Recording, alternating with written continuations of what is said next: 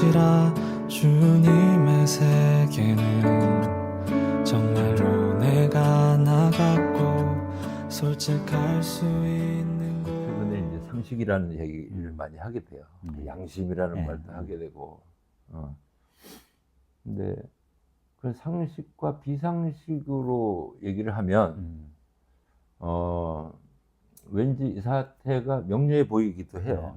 왜냐하면 너무 우리가 생각지도 못한 일들이 일어나기 때문에 그거는 비상식으로 보이거나 그다음에 합리적이지 않은 거로 보이는데 그거는 다 숨겨졌던 거고 우리가 배태해 온 것이고 우리 안에서 잘하고 있던 것들인데 우리 그 윤석열이 잘한 게 뭐 역행무살이라고 우리 사회를 다시 드러내 그렇죠. 보여주고 아 우리가 이런 문제들이 있었구나 그런 것처럼 바라봐 줘야 되고 예. 그래서 그들이 이렇게 된 프로세스 우리 최근에 엄청난 변화의 프로세스를 다시 곰씹어 봐야 돼요. 예. 그게 자기가 없다고 아까 말씀하셨는데 다른 말로 하면 자기 삶을 스스로 만들어가고 뭐 우리가 잘 쓰는 표현으로 누리고 그럴 수 있는 경험 그런 공간이 교회에서도 별로 허락되지 않았던 건가요? 아 그럼요. 그 교회라는 게 하긴 대부분의 이제 종교적 특성이 이제 그 뭐야 집단주의가 있고 그다음에 그 이제 어떤 지도자의 카리스마 이런 사실은 파쇼적인 거죠. 그런 문화를 갖고 있기 때문에 거기서 개인을 드러내서 신앙생활하를 하는 게 쉽지 않고 예. 그래서 점차적으로 젊은이들이 이제 그 종교를 갖지 않게 되는 이제 경향인데 여기서 자연스럽게 우리가 MZ 세대 얘기를 하게 되면 이 MZ 세대들은 풍요를 누리기 시작한 첫 세대예요. 예? 그러니까 그 IMF를 지나자마자부터 이제 이렇게 자기 삶을 영위한 세대들이거든요. 그러니까 그런 어려움을 이겨내는 과정이라기보다는 주어진 자유로움과 어떤 최소한의 풍요를 이룬 이 사회를 누리면서 살았다고요. 거기는 남의 도움을 받지 않아도 굳이 내가 누릴 수 있는 공간이 커요. 그러니까 이 친구들이 뭐 돈이 많지 않아도 노래방도 가고 편의점도 가고 뭐 다 하면서 살 수 있어요. 그 나름대로의 즐거움들을 갖고 거기서 누가 뭐라고 하는 거 싫어합니다. 예. 그러니까 자기 공간이 생기는 거예요. 전부. 그런 개인주의들이 발생을 했는데 이 개인주의들이 갑자기 자기들이 누리던 것과는 다른 현 사회적 현상을 만나게 된 거죠. 근데 그게 한동안 이제 갑질 무슨 이런 거를 겪어왔어요. 실제. 그다음에 뭐 남성들 여성 혐오, 20대 남성들 여성 혐오라든가 이런 걸 쭉 겪어 왔었기 때문에 긴장감이 있었어요. 있었는데 이게 제대로 터진 거예요. 전혀 이해할 수 없는 내가 누리던 것과는 전혀 반대에 있는 현상이 일어난 것에 대해서 자연스럽게 나가서 그거 아닌데요? 라고 말한 거라고요. 물론 이제 우리 세대가 보면 용감하네 이 친구들 라고 얘기했지만 굉장히 내추럴한 거다. 이거는 제가 그 오병이어에 대한 얘기를 글로도 썼지만 그 가나안은 최소한 곡식을 심으면 나는 곳에서 도시락 하나 싸가지고 예수 얘기를 들어 다닐 수 있었다 이거예요. 근데 이거 먹을 때가 되니까 다들 걱정만 하고 있는 거야. 그 우리 기재부 보면요, 이거 충분히 쓸 수 있는 돈이 있는데 네. 안 쓰고 뭐 건전 재정해야 된다고 하는 거 비슷해. 근데 한 아이가 도시락을 들고 나온 거 아니에요. 네. 이게 무슨 헌신도 아니고요. 저 도시락 있는데요? 라고 말했을 뿐이에요. 까발려진 거죠. 네. 풍요가 있는데 다들 옛날에 트라우마 때문에 그걸 감추고 있는 상황. 그래서 그 부모는 아유 이건 우리 애가 그랬는데 사실 뭐 도시락이 있거든요. 네. 그리고 옆 사람하고 먹기 시작하면서 그 풍요가 실현된 거지. 네. 그것과 마찬가지로 이 아이들은 우리 자유롭게 살고 있었는데요. 이거 뭐죠? 그리고 들고 나온 게 응원봉이에요. 그러니까 지금 한편으로는 자기라는 것이 각성이 되고 그걸 누려온 얼핏 보면 그게 자기밖에 모르는 것처럼 보이는데 또 전혀 아닌. 그죠? 네. 자기들도 확인을 한 거야 이번에. 그죠? 근데 거기에 뭐 쓰신 글에도 있지만 그렇다고 또 아픈 기억이 없냐면 세월호가 있단 말이죠. 그렇죠. 그 4.19, 5.18 몰라도 세월호는 안다. 그건 어떻게 여기면 될까요? 그러니까 이 친구들이 뭐 이를테면 젊은이들은 뭐 아무것도 몰라. 겪은 것도 네, 없고 뭐 막 이렇게 이전 세대들이 평가를 했지만 이 세대를 위해서 우리가 해준 게 없어요. 네. 경쟁만 시켰어요. 물론 부모들은 먹고 살게 해줬겠지만 이 세대가 앞으로 누려야 할 사회를 열어준 건 아니라고. 그건 자기들이 이제 챙겨야 되는데 세월호 같은 이제 사건을 보면서 이런 정글을 살아야 되는구나. 이게 아주 절박하게 왔을 거야, 그죠? 그리고 거기에 대해서 일정한 이제 그 친구들이 관심을 갖고 쭉 했는데 얘네들이 소수라고 생각을 했어. 근데 이런 일이 벌어지니까 소수가 나갔겠지. 처음에는 소수가 나갔는데 이 친구들이 응원봉을 들고 나온 이유 중에 하나는 우리는 응원봉 정도는 다 있다. 친구들한테 야, 너도 응원봉 같은 거 있잖아. 나와. 그러니까 응원봉만 들고 나가면 되는 거야. 그러니까 이 친구들은 그런 이제 막 체류탄 맞고 이런 경험이 없어요. 그러니까 그거를 에도 불구하고 나가는 용기까지 필요하지 않았어요. 여기는 놀이터가 된 거예요. 나를 표현하는 장이 열린 거예요. 그 빛의 혁명이라고 했는데 거기에 이제 응원봉이 있는 거잖아요.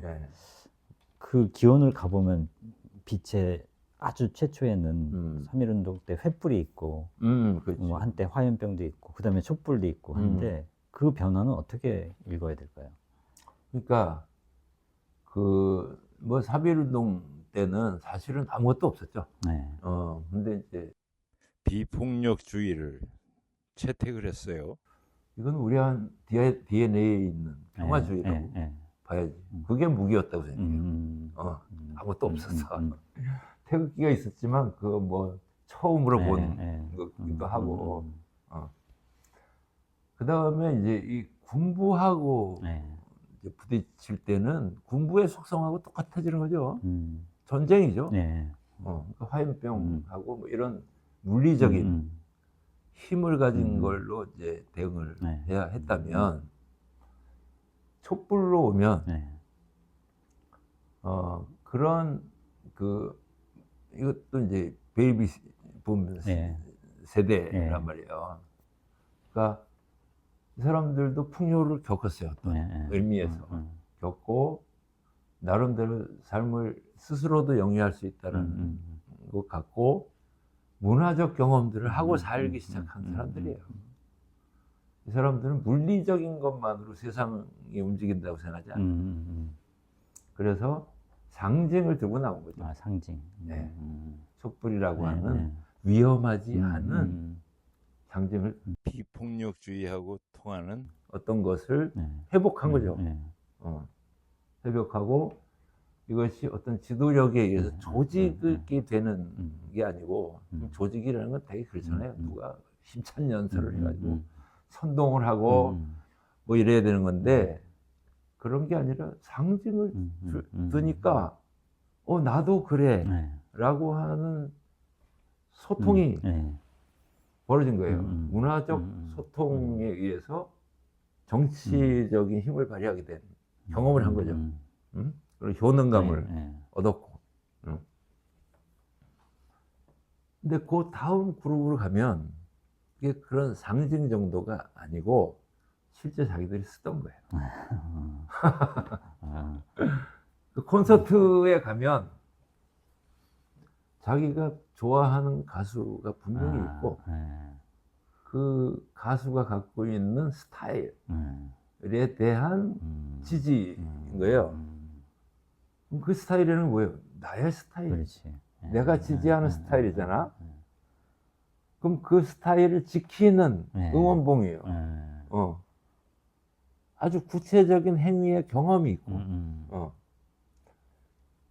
그럼 MZ들이 자기들이 누려온 삶의 스타일이 있어요. 그 친구들 만나고 그렇죠. 막 재밌는 데 가서 뭐 파티 이런 거 빌려주는 방도 있고 뭐 놀고 그게 그런 삶과는 전혀 반대의 이미지를 갖고 있는 일이 일어나는 거죠. 계엄이라고 하는. 이거는 우리의 일상을 파괴할 수 있는 가능성이 있는 거예요. 그리고 그걸 뭐 싸운다기보다는 그거 아닌데요, 아저씨들? 하고 나오는 거야. 저 아저씨 이상하네? 어떻게 말도 안 되는 걸 들고 나오지? 라고 우하려고 온 거예요. 당신 꼰대야! 하고 외치는. 그렇죠. 그러니까 응원봉 얘기할 때 많이 쓰던 말이, 저도 이번에 그 말 처음 듣는데, 최애의 것을 갖고 나왔다. 가장 사랑하는 것. 그치. 이게 진짜 말씀하신 취향이고, 그러니까 꼰대라는 건 뭐 자기가 좋아하는 건 없는 거잖아요. 그럼요. 그냥 권력만 있고 금기만 있고 율법만 있는 건데, 그냥 싫다가 아니라 난 이런 걸 좋아하거든요 라고 선언하는. 맞습니다. 그게 있는 거죠. 맞습니다. 문화를 갖고 있는 그 세대고 그 문화라는 것이 지금 우리나라의 정치는 말도 안 되는 그 이제 상황으로 흘러가지만 세계적으로는 우리가 그 문화를 떨치고 있는 상황이잖아요. 그거 다 경험하고 거기에 울컥울컥하고 그러고 왔다고. 이 간극 너무 크잖아. 그렇죠.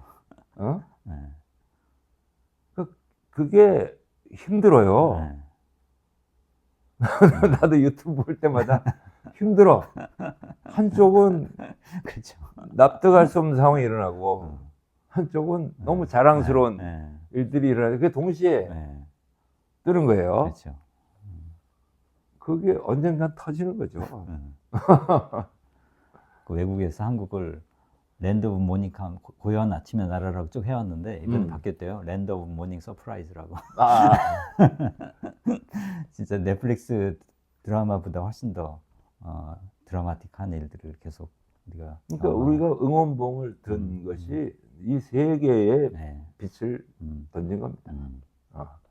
이 세계에는 그런 서프라이즈가 없었거든. 그럼 이제 앞으로 일단 뭐 정치적으로는 좀 긴박한 상황이 일단 상당 기간 서서히 잦아들 거라고 보지만 우리가 그 극우 세력의 씨앗은 여전히 남아 있을 거란 말이죠. 그러면 오래 갈 거예요. 그러면 이제 다시 그 얘기로 돌아가서 앞으로 뭐 그쪽은 예전만큼의 결집력을 갖지 못할 텐데 또 이게 불씨가 돼서 언제 또 터져나올지 모른다면 예. 이걸 어떻게 우리가 다뤄야 될까? 여기에서 응원봉의 경험이 어떻게 또 전맥이 될까? 이런 질문이 좀 떠올라요. 그래요. 그러니까 이게 이제 풍요라고 하는 것은 뭐 우리가 꼭 잘해서가 아니라 이전 세대들이 열심히 해서 이룬 것이고, 근데 그 풍요의 결과로 우리가 자유로움과 다양한 문화적 체험을 하고 놀러 갈 곳도 있고 이런 삶을 살게 됐는데 이것을 모두가 공유해야죠. 예. 이전까지는 우리가 빈부애착 얘기하면서 이 물질적인 걸 어떻게 나눌 것인가를 고민했잖아요. 그건 이제 많은 고민이 있었고요. 앞으로 그걸 실현하려는 정치적인 노력들이 많을 거예요. 근데 이런 문화적 풍요를 공유하지 않으면 그런 상처나 이런 게 위로받지 못해요. 그리고 상대를 존중해야 되거든요. 그 존중이라고 하는 건 이렇게 문화적인 과정을 통해서 성장해야 돼요. 그러니까 그런 문화적 프로그램들을 우리 사회가 어떻게 곳곳에서 준비하고, 그건 뭐 교육기관만이 아니죠. 나는 이제 문재인 정부 때 어쨌든 정치적인 의례를 문화적인 그 형태로 한 거는 정말 좋은 시도였고, 그걸 다 생중계로 보고 했잖아요. 그런 것에 대한 재평가도 하고, 앞으로 우리가 이제 사회의 그 공공에 장해서 이런 문화적 체험들이 가능해야 돼요. 이 관료적인 형태라든가 어떤 광기 어린 거, 파쇼적인 이러한 문화들을 걷어내고, 그렇게 하면서 예술가들한테도 좀 장을 주고, 저 같은 요즘 힘들어요.